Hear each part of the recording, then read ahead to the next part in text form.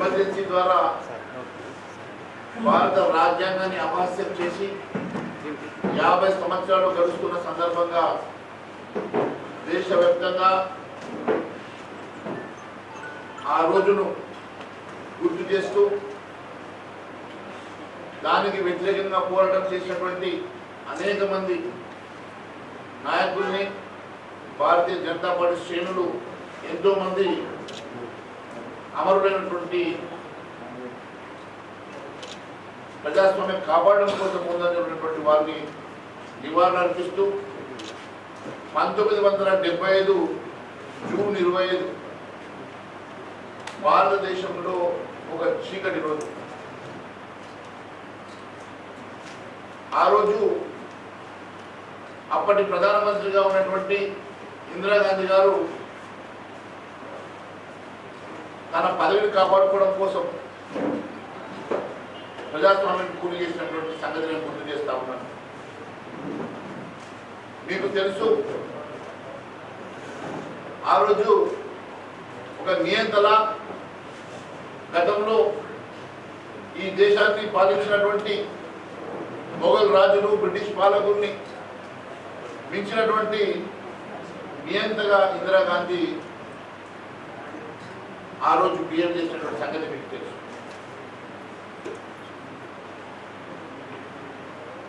ఇందిరాగాంధీ ఎంపీగా గెలిచి తన అధికార దుర్వినియోగం చేసిందని తను ఎన్నిక చెల్లదని చెప్పి హైకోర్టు తీర్పునిస్తే ఆ తీర్పును భరించలేక ఈ దేశంలోనే ఎమర్జెన్సీ విధించి అన్ని హక్కులను రాజ్యాంగం ఇచ్చినటువంటి అన్ని హక్కులను కాలరాసినటువంటి ఘనత ఇందిరాగాంధీ అని తెలియజేస్తా ఉన్నాను. డాక్టర్ బాబాసాహెబ్ అంబేద్కర్ గారు రచించినటువంటి రాజ్యాంగాన్ని అపహాస్యం చేస్తూ 1975లో కనీసం మాట్లాడే హక్కు కూడా లేకుండా రాజ్యాంగం కల్పించినటువంటి అనేకమైనటువంటి హక్కులను కాలరాస్తూ ఈ దేశంలో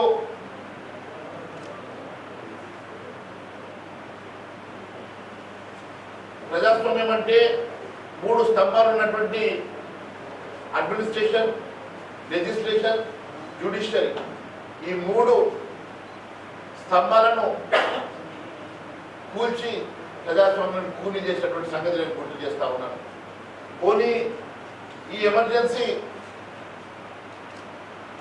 ఈ దేశంలో ఏమైనా ఆపత్తు వచ్చిందనో లేకుంటే ఈ దేశంలో క్లిష్ట పరిస్థితులు ఉన్నదనో కాదు, కేవలం తన పదవి కాపాడుకోవడం కోసం, తన అధికారాన్ని కాపాడుకోవడం కోసం, తన ఈగోను కాపాడుకోవడం కోసం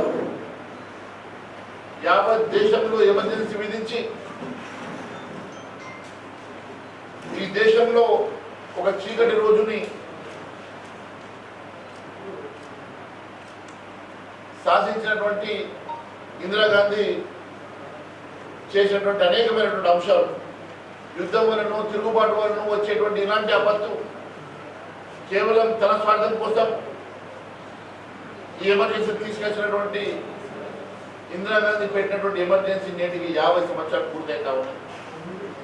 ఆ రోజు ఇదే ఎమర్జెన్సీలో గౌరవ వాజ్పేయి గారు, అద్వానీ గారు, అనేకమైనటువంటి మన భారతీయ జనతా పార్టీ నాయకులు కూడా జైలు పాలయ్యారు. మొన్ననే రాజ్నాథ్ సింగ్ గారు చెప్పారు, రాజ్నాథ్ సింగ్ గారు ఆ రోజు జైల్లో ఉంటే తన తల్లిదండ్రులు చనిపోతే కనీసం చివరి చూపులకు కూడా పంపకుండా నిరంకుశంగా వారిని జైల్లో ఉంచారన్న సంగతి కూడా మీకు తెలియజేస్తా ఉన్నాను. అలాంటి చీకటి రోజులు, ఎందుకంటే వాస్తవంగా కాంగ్రెస్ మనస్తత్వం కానీ కాంగ్రెస్ పాలనకు అదే దిక్కుచి ఈరోజు కూడా అదే రకమైనటువంటి పాలన జరుగుతూ ఉంది. కాంగ్రెస్ పార్టీ ఏ రోజు కూడా ప్రజాస్వామ్యాన్ని కాపాడుకునే ప్రయత్నం చేయలేదు, గౌరవించేటువంటి ప్రయత్నం చేయలేదన్న సంగతి నేను తెలియజేస్తా ఉన్నాను. ఏ రాజ్యాంగం మీద ప్రమాణం చేసి ఆ రోజు ప్రధానమంత్రిగా ప్రమాణ స్వీకారం చేసిందో అదే రాజ్యాంగాన్ని అభాస్యం చేసినటువంటి ఇందిరాగాంధీ యావత్ దేశంలో ఉన్నటువంటి ప్రశ్నించే నాయకులందరినీ జైలులో బట్టి లక్షలాది మందిని జైలు పాలు చేసి అనేకమైనటువంటి కేసులతోటి చిత్రహింసలు చేసిన సంగతి కూడా నేను గుర్తు చేస్తా ఉన్నాను. నేటికి కూడా కాంగ్రెస్ పాలిత ప్రాంతాల్లో ఇదే రకమైనటువంటి ప్రజాస్వామ్యాన్ని వారు కొనసాగిస్తూ ఉన్నారు.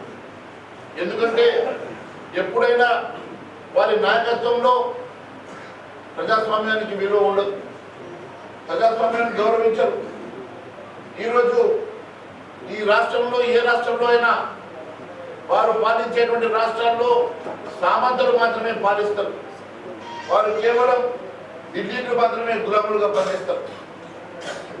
ఢిల్లీలో పోయి రోజులు తరబడ్డా మెరిబడ్డా కనీసం అపాయింట్మెంట్ దొరకకున్నా వాళ్ళు తెలంగాణ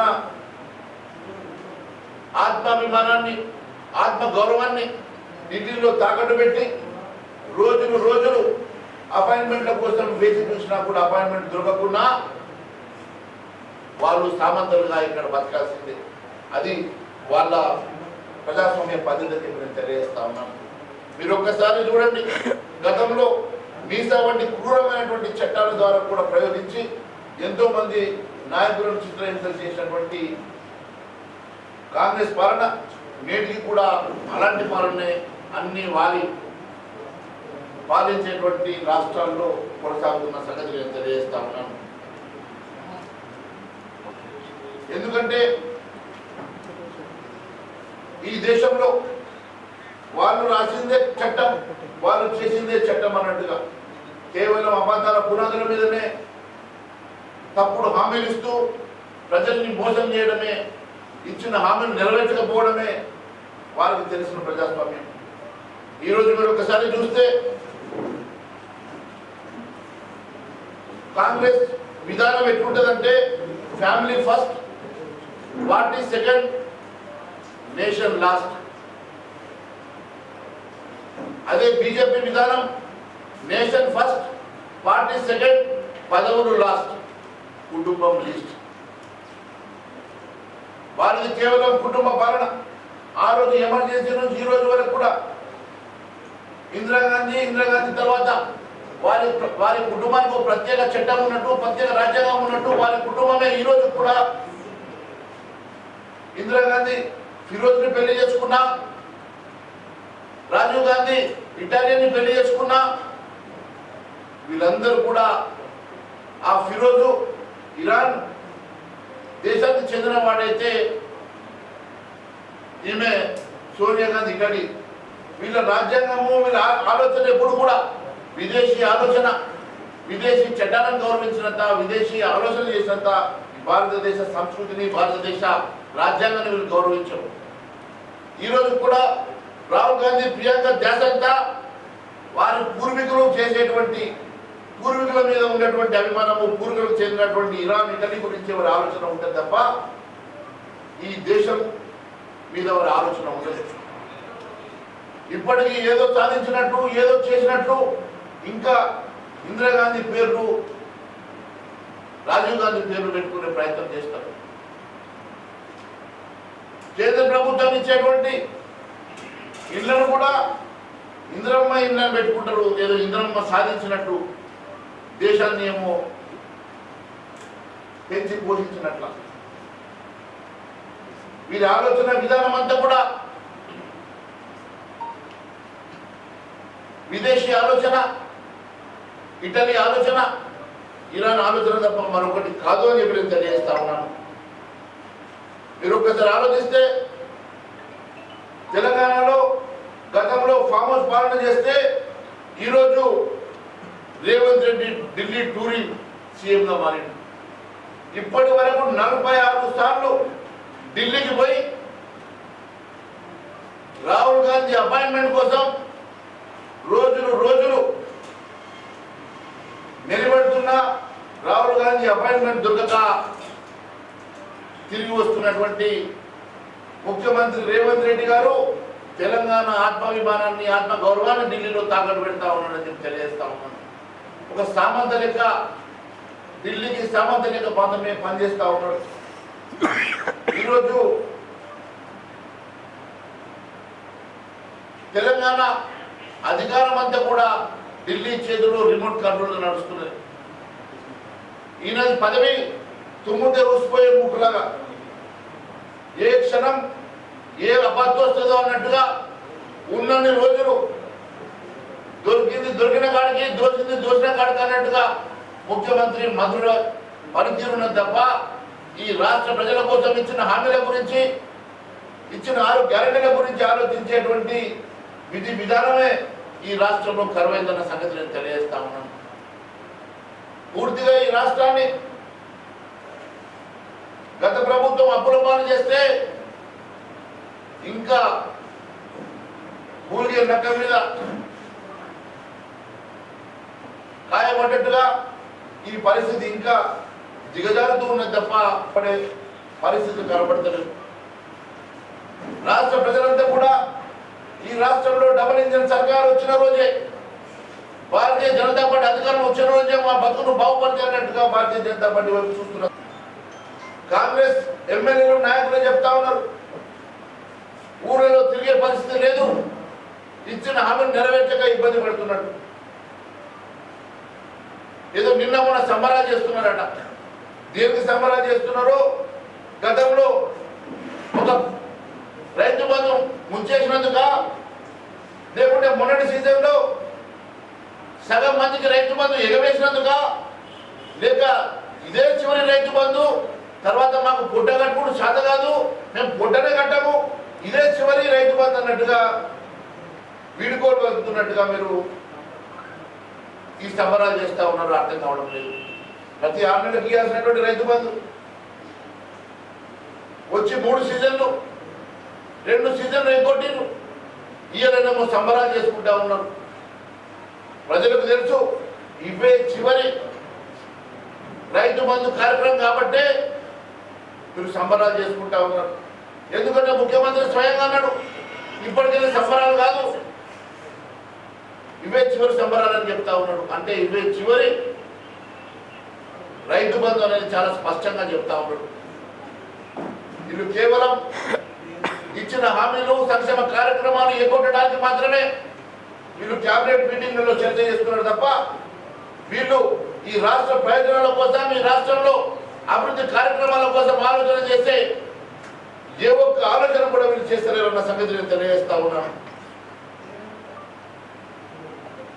సీఎం రేవంత్ రెడ్డి గారు, మీరు అరెస్టుతో మమ్మల్ని భయపెడితే భారతీయ జనతా పార్టీ భయపడే సమస్య లేదు. గతంలో బీజేపీ చేపట్టినటువంటి భూముల అమ్మకానికి వ్యతిరేకంగా వాళ్ళు చేసేటువంటి ధర్నాలో మద్దతు పలికినందుకు ఒకవైపు అసెంబ్లీ నడుస్తుండగా నన్ను అరెస్టు చేసి 2 గంటల సేపు హైదరాబాద్ మొత్తం తిప్పి మళ్ళా మరుసటి రోజు మేమందరం కూడా సెంట్రల్ యూనివర్సిటీ వెళ్తామంటే మా ఎమ్మెల్యేలందరినీ కూడా 1 రోజు పాటు అరెస్టు గృహ నిర్బంధం చేసి మమ్మల్ని ఇబ్బంది పెట్టే ప్రయత్నం చేశారు. ఎన్ని అరెస్టు చేసినా, ఎన్ని నిర్బంధనలు చేసినా ఖచ్చితంగా భారతీయ జనతా పార్టీ నాయకులమంతా ఖచ్చితంగా రోడ్ల మీదకి వచ్చేటువంటి సమయం వచ్చింది. ప్రజల పక్షాన నిలబడి ప్రజల పక్షాన పోరాటం చేసే రోజులు దగ్గరలో ఉన్నాయి. మీరు ఇచ్చే సంక్షేమ కార్యక్రమాలు పూర్తిగా అమలు చేసే వరకు మీ మెడలు వంచి ఖచ్చితంగా ప్రజల పక్షాన మేము నిలబడతాం, ప్రజల పక్షాన పోరాటం చేస్తామని మరొకసారి తెలియజేస్తా ఉన్నారు. రైతులకు బేడిని వేసేటువంటి కిరాతకమైనటువంటి ప్రభుత్వం రేవంత్ రెడ్డి ప్రభుత్వం, రైతులకు మోసం చేసేటువంటి ప్రభుత్వం, విద్యార్థుల్ని ఫీ రీయింబర్స్మెంట్ ఇవ్వకుండా మోసం చేస్తున్నటువంటి ప్రభుత్వం, విద్యార్థులకు స్కూటీలు ఇస్తామని మోసం చేసిన ప్రభుత్వం, మహిళలకు మహాలక్ష్మి పేరు మీద 2,500 రూపాయలు ఎగ్గొట్టినటువంటి ప్రభుత్వం, పెద్ద మనుషులకు ఆసరా పెన్షన్ కింద 2,000 4,000 చేస్తామని మోసం చేసిన ప్రభుత్వం, పెళ్ళైన అమ్మాయిలకు తులం బంగారం పెడతామని చెప్పి మోసం చేసిన ప్రభుత్వం. వికలాంగులను సైతం 4,000 నుంచి 6,000 ఇస్తామని మోసం చేసిన ప్రభుత్వం. ఇది కేవలం మోసాల పునాదుల మీద నిర్మాణమైనటువంటి ప్రభుత్వం. కేవలం మోసం చేయడానికే మేము ఉన్నట్టుగా వారంతా కూడా కేవలం మోసం చేయడానికే పనిచేస్తున్నట్టుగా కాంగ్రెస్ ప్రభుత్వం పనిచేస్తూ ఉన్నది. కాంగ్రెస్ ప్రభుత్వం క్యాబినెట్ మీటింగులు గంటలు ఏ రకంగా ఏ స్కీమ్ని కొట్టాలా, ఏ రకంగా ఏ స్కీమ్ని ప్యారడైజ్ చేయాలని ఆలోచన చేస్తా ఉన్నది తప్ప వీళ్ళు ప్రజల కోసం, ప్రజల సంక్షేమం కోసం ఏ రకంగా ముందుకు వెళ్ళాలనే ఆలోచన మాత్రం చేస్తున్నట్టుగా కనబడతలేదు. ఎట్టి పరిస్థితుల్లో ఈరోజు ఈ రాష్ట్రంలో కూడా గతంలో ఇందిరాగాంధీ ఏ రకంగానైతే ప్రజాస్వామ్యాన్ని కూలీ చేసిందో అదే ఇందిరమ్మ రాజ్యం పేరు మీద ఈరోజు ఆ కుటుంబానికి సామంతగా పనిచేస్తున్న రేవంత్ రెడ్డి కూడా ఈరోజు అదే పని పట్టుకొని అదే బాటలో నడుస్తూ ఈరోజు రాష్ట్రాన్ని పూర్తిగా అభాసుపాలు చేయడమే కాకుండా పూర్తిగా భ్రష్టు పట్టిస్తా ఉన్నాడు. ఎట్టి పరిస్థితుల్లో భారతీయ జనతా పార్టీ చూస్తూ ఊరుకోదు. ప్రజాస్వామ్యాన్ని పునరుద్ధరణ చేయడానికి మాత్రమే భారతీయ జనతా పార్టీ పనిచేస్తుంది. ఖచ్చితంగా రేపు రాబోయే రోజుల్లో ప్రజల పక్షాన భారతీయ జనతా పార్టీ ఎట్టి పరిస్థితుల్లో కూడా ప్రజల్లోకి వెళ్తాం. ప్రజల పక్షాన నిలబడి పోరాటం చేసి ఈ ప్రభుత్వం ఇచ్చినటువంటి అన్ని సంక్షేమ కార్యక్రమాలు అమలు చేసే వరకు వారి మెడలు వంచి ప్రజల పక్షాన పోరాటం చేస్తారని మరొకసారి తెలియజేసుకుంటూ, అదే మాదిరిగా స్థానిక ఎంపీ గారు కూడా పసుపు బోర్డు కోసం ప్రయాసపడి కేంద్ర ప్రభుత్వాన్ని ఒప్పించి స్వయంగా గౌరవనీయులు కేంద్ర మంత్రి వారు అమిత్ షా గారిని ఇక్కడికి ఇన్వైట్ చేయడం, 29వ తారీఖు రోజు వారు వచ్చి పసుపు బోర్డు కార్యాలయాన్ని ఇక్కడ ప్రారంభోత్సవం చేయడానికి వస్తున్న సందర్భంగా పెద్ద ఎత్తున రైతులు తరలి రావాల్సిందిగా కోరుకుంటూ, అదే మాదిరిగా ఆ రోజు బహిరంగ సభలో పెద్ద ఎత్తున అందరూ పాల్గొనాల్సిందిగా కోరుకుంటూ, మరి దాని మీద మొన్న చంద్రశేఖర్ గారు, అదే మాదిరిగా అధ్యక్షుడు కిషన్ రెడ్డి గారు కూడా సమీక్ష చేశారు. ఎంపీ గారు కూడా పర్యవేక్షణ చేస్తూ ఉన్నారు. మేము ఎమ్మెల్యేలు అందరం కూడా ఖచ్చితంగా పర్యవేక్షణ చేస్తూ సభను విజయవంతం చేయడానికి మేము కృషి చేస్తామని, వారు పసుపు బోర్డు ఇనాగ్రేషన్కి వస్తున్న సందర్భంగా వారిని ఆహ్వానిస్తూ మరి అందరూ కూడా సభను విజయవంతం చేయాల్సిందిగా